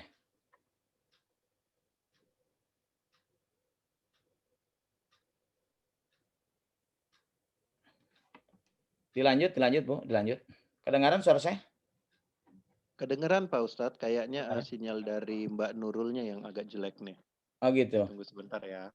Ya, boleh. Jelas. Di sini juga jelas. Oh, jelas ya. Ya. Oke, Mbak Nurul, mute-nya dibuka dulu Mbak. ya oke, sinyal sayanya berat ini. Oh gitu ya, Oke. sok lanjut. Sinyal Pak Ustadz malah oke. Oh gitu. Ya, ada lagi pertanyaan. Ini mungkin ada 2 lagi pertanyaannya Pak Ustadz ya. Masih kuat ya Pak Ustadz ya. Luar Ya. biasa ini. Pasti sahurnya dengan 3 kurma ya Pak Ustadz. Oh gitu ya, ya. Itu Oke. kurmanya yang 3 Bu, yang lainnya mah banyak. Nah, ini terkait dengan keikhlasan tadi ya. Oh, Ya. oke. Terkait dengan yang ini aja dulu, nyambung tadi dengan prioritas orang yang diberikan sedekah gitu ya. Ya. Kalau misalnya mana yang lebih baik, kita memberikan sedekah kepada orang tua dulu atau keluarga yang tidak mampu dulu atau yatim piatu yang di sekitar. Misalnya saya punya usaha di Palas gitu ya. Apakah saya lebih baik ke orang yang di sekitaran Palas gitu atau kita justru sedekah bisa di tempat yang lebih jauh gitu. Pak Ustadz, mana yang lebih baik gitu? Halo?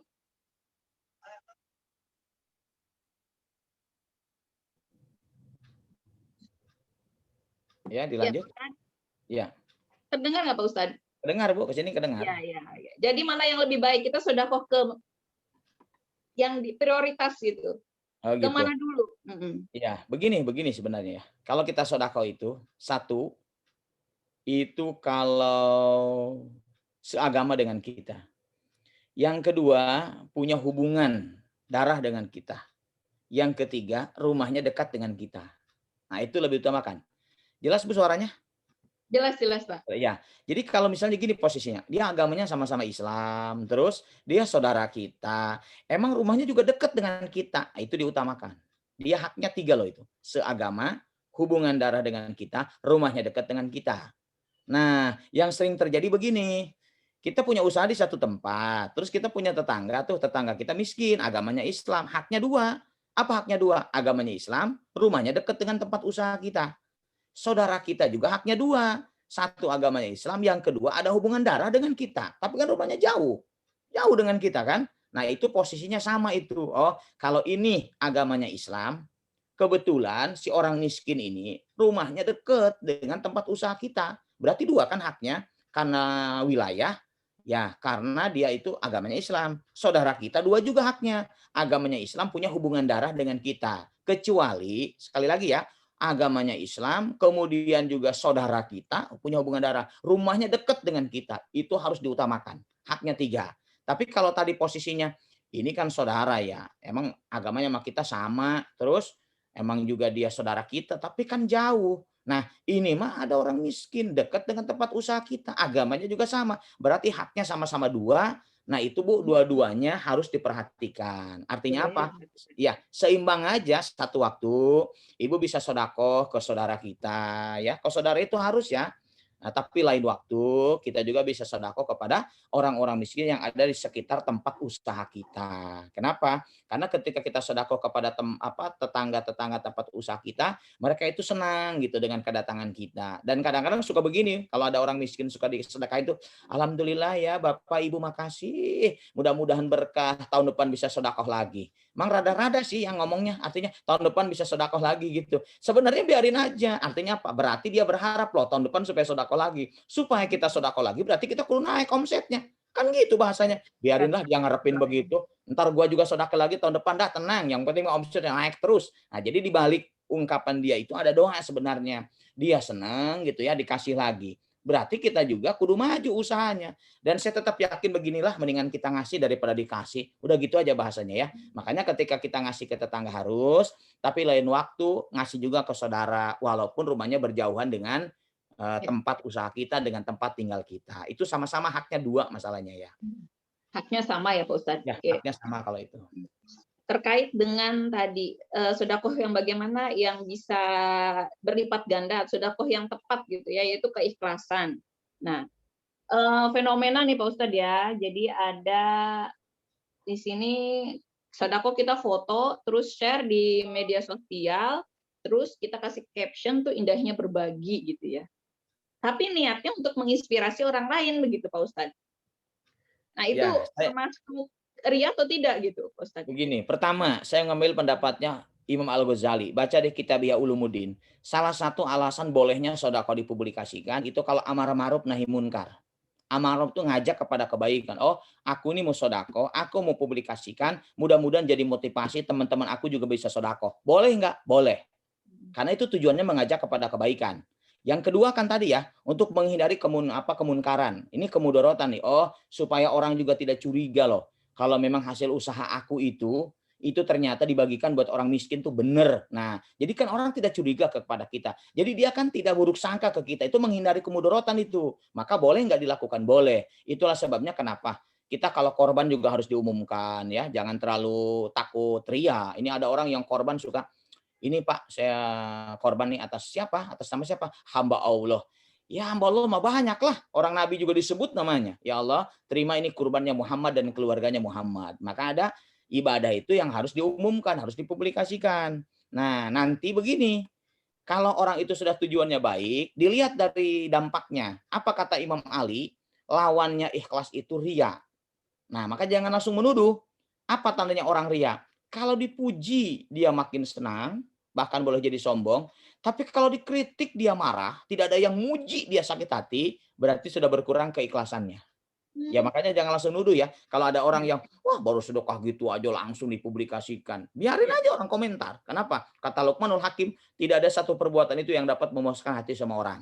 Tapi dikembalikan ke kita. Kalau kita sedekah, terus dipublikasikan, terus orang komentar baik, wah alhamdulillah ya usahanya maju, omsetnya meningkat terus, bisa sedekah. Terus kitanya kan, oh iya belum seberapa ini mah, nah, hati-hati. Itu kalau sudah begitu, berarti kita senang dipuji itu. Nah kalau senang dipuji, merusak keikhlasannya gitu. Terus ada lagi, kita begitu sedekah, saya alhamdulillah nih bisa santunan nih 200 anak yatim, baru segitu aja.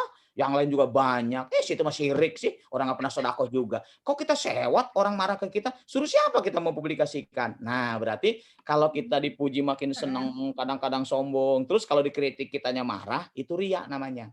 Makanya nanti orang ikhlas mah dipuji biasa aja, dikritik juga biasa aja. Kenapa? Karena kita mah tujuan mempublikasikan sodako itu hanya motivasi supaya orang mau sodako. Apalagi ya kalau ada yang membeli produk kita misalnya, orang tuh jadi yakin, oh iya bener ya, ini bapak ibu ini mah bener tahu, emang keuntungannya buat anak yatim tuh ada. Saya lihat di statusnya bener itu diberikan, dipuji. Ibu, alhamdulillah, ibu teh omsetnya meningkat terus, rajin sedekah. Alhamdulillah. Mudah-mudahan rezekinya juga bisa bertambah, jadi kita juga bisa banyak berbagi. Sudah, gitu ya. Jadi jangan komentar kita yang kelihatan kita bangga banget kalau dipuji. Sehingga itu yang bisa merusak keikhlasan kita. Gitu masalahnya. Baik, baik ya. Ada pertanyaan terakhir nih Pak Ustadz ya. Boleh. Kalau Lebaran itu kan ada amplop gitu ya, kita kasih persen gitu Pak Ustadz. Nah itu termasuk sedekah atau hadiah biasa saja? Kalau saya menilainya itu masuk kepada infak ya. Karena infak itu kan makna dasarnya mengeluarkan harta. Nah, kan itu macam-macam infak itu. Kalau pemberian ya tidak ada motivasi apa-apa namanya hibah. Hibah itu kayak orang tua ke anak kan ada namanya hibah ya. Tapi kalau karena itu prestasi itu juga bisa namanya hadiah. Boleh tuh. Ke anak juga boleh. Misalnya ke anak, "Ayo hatamkan Al-Quran, kalau hatam 1 kali mama nanti kasih hadiah 2 juta." Boleh nggak? Boleh, itu motivasi. Suami juga boleh, ke istri boleh. "Mah, kalau mama beres puasanya 1 bulan, nanti ayah kasih 10 juta." Boleh nggak? Boleh banget. Kan jarang suami begitu mah jarang. Jarang ya, jarang masalahnya. Nah itulah sebabnya jadi ketika misalnya kita temukan, nanti begitu kita lebaran, terus kita ke ponakan kita, kan ponakan kita juga kadang lebih kaya orang tuanya dari kita. Kemudian kita ngasih, itu mah hadiah aja. Kenapa? Dia juga bahagia di Idul Fitri dan kita ingin lebih bisa membahagiakan ya. Nah, makanya insya Allah itu dapat pahala. Bahkan kata Rasul begini, sering-seringnya kita memberikan hadiah karena kecintaan akan bertambah. Nah, gitu. Bahkan kalau ada orang yang benci ke kita, kasih hadiah. Itu benci itu akan berkurang. Ada orang yang usahanya merasa tersaingi oleh kita, kasih hadiah itu.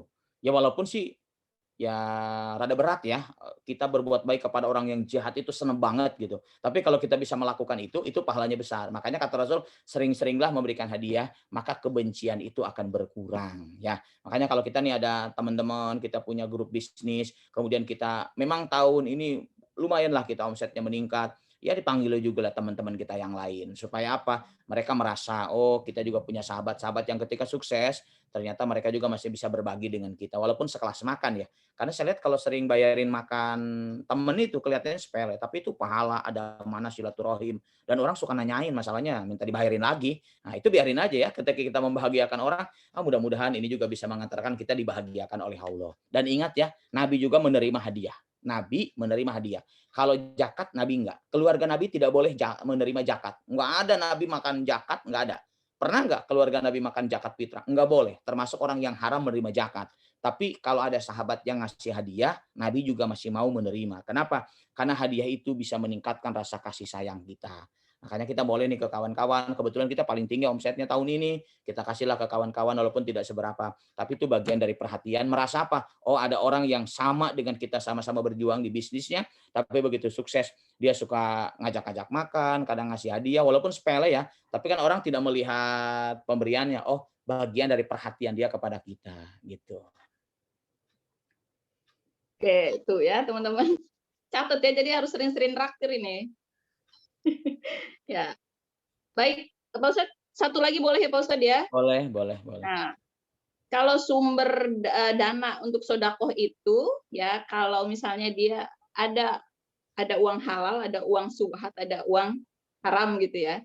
Nah kalau dia pakai yang subhat gitu, nggak jelas dari mana gitu, itu bagaimana hukumnya yang digunakan untuk sodakoh? Ya begini, kalau sodako itu kan harus yang halal ya, yang halal. Dan yang halal sudah pasti diterima oleh Allah. Kalau yang haram pasti ditolak. Yang subhat itu yang saya juga nggak tahu. Karena kalau itu dasarnya kita subhat, kemudian kita infakkan di jalan Allah, diterima atau tidak, itu yang tahu cuma Allah. Karena yang udah pasti diterima itu yang halal masalahnya. Kalau yang subhat ini, nah itu yang kita juga, yang namanya juga subhat, kemudian kita sodakokan, tapi kata kuncinya husnudon aja ya. Kalau itu subhat, sudahlah saya infakkan saja di jalan Allah, mudah-mudahan itu diterima oleh Allah. Udah gitu aja kalau kita ada harta yang subhat ya. Tapi kalau yang haram pasti ditolak masalahnya. Kalau yang halal pasti diterima.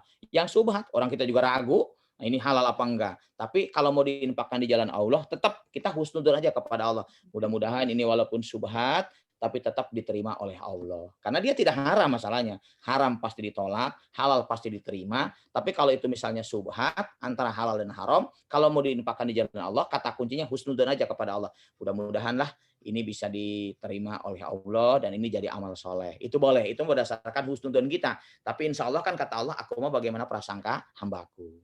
Ya. Baik. Terima kasih Pak Ustadz, ilmunya luar biasa. Semoga Pak Ustadz semakin sehat ya, diberikan senantiasa kesehatan, kemudian juga kebahagiaan, rezeki yang berkah berkelimpahan, dan jobnya nambah terus Pak Ustadz. Ya kita harus ini ya sama-sama saling mendoakan, tapi kita juga harus sama-sama menerima takdir Allah ya, karena kan dalam kondisi begini memang kalau kita omset terlalu tinggi juga targetnya, ya takut kita kecewa. Ya minimal kita masih bisa bertahan dan kita masih bisa meningkat sedikit demi sedikit. Kita husnudzon ya, di balik ujian ini sudah disiapkan lah oleh Allah ya rahasia terbaiknya. Sehingga saya berharap nih yang bisnis ini pada sukses semua ya.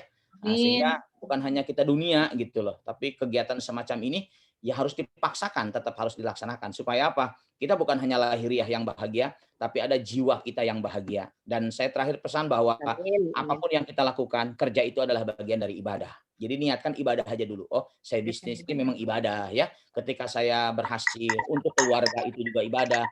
Buat ngasih orang tua juga ibadah. Buat nafkah anak juga ibadah. Kalau aku punya lebih buat orang miskin juga ibadah. Jadi kalau sudah niat kerjanya ibadah, hasilnya juga dipakai ibadah. Mudah-mudahan ini bahagia di dunia. Tapi kita nanti ini para pembisnis ini bisa ngumpul lagi di surga. Amin. Baik Pak Ustadz, terima kasih banyak teman-teman. Silakan buka suaranya. Karena kita biasa mengucapkan terima kasih begitu Pak Ustadz. Oh iya. Silakan buka suaranya untuk mengucapkan terima kasih. Terima kasih Pak Ustadz. Sering-sering ya. Terima kasih Pak Ustadz.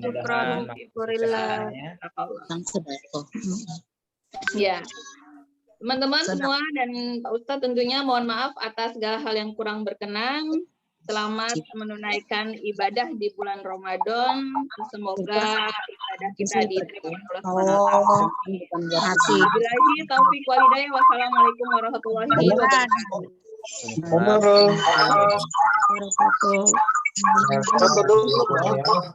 Tapi kalau kita ngasih murni kelas mata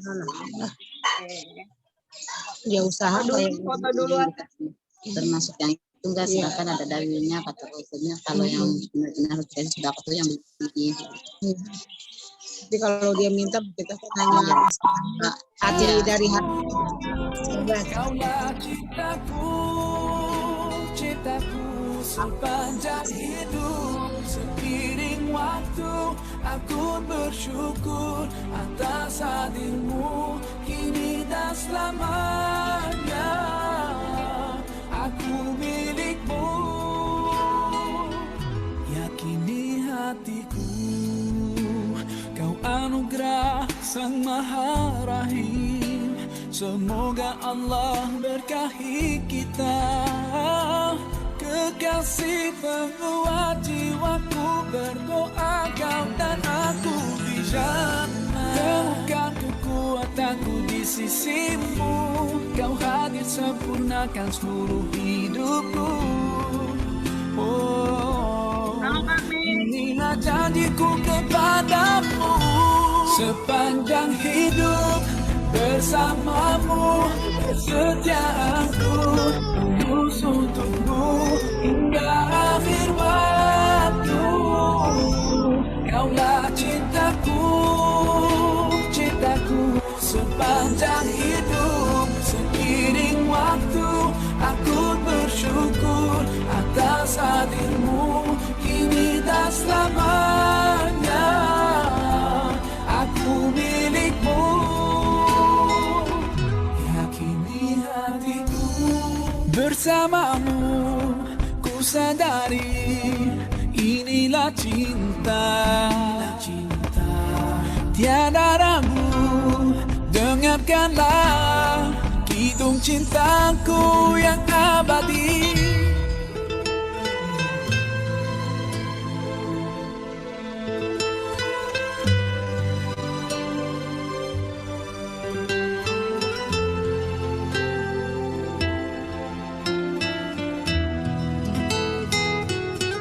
Sepanjang hidup bersamamu, kesetiaanku tulus untukmu hingga akhir waktu. Kaulah cintaku, cintaku sepanjang hidup. Seiring waktu aku bersyukur atas hadirmu kini dan selamanya. Aku milikmu, yakini hatiku. Ini kita ngambilin. Oh, nggak ada. Kemarin lihat plastik di mana ya?